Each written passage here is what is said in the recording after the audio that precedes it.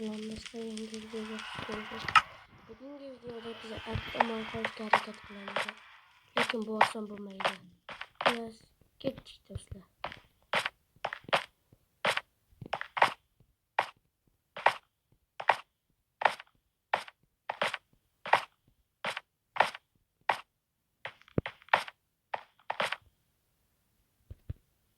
Lekin daraxt topishimiz kerak.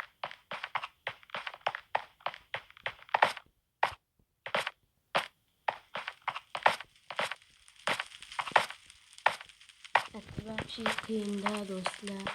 Bundan hech qachon yaxshi bir videoni qilolmaysizlar. Chopganim yo'qning sababi ne böyle charchamasligim kerak, chunki ovqat yog'ish qiyin. Bo'lamiz, bo'lamiz.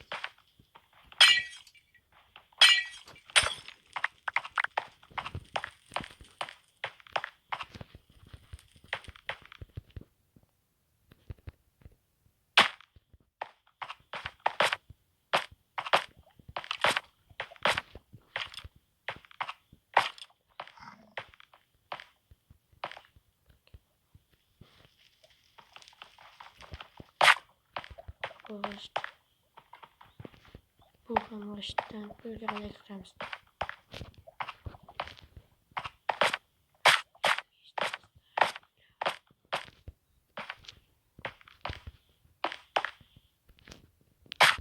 Hemen kanda çıkamam endi. Ana bulardan sindırıp çıkamız do'stlar.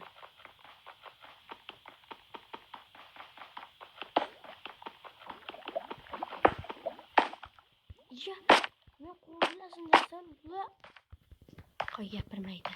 Nima asabim chiqyapti, yaramas nimaga? Yo'q, yo'q nimaga?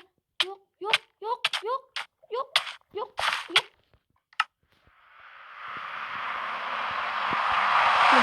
Men öldümmi?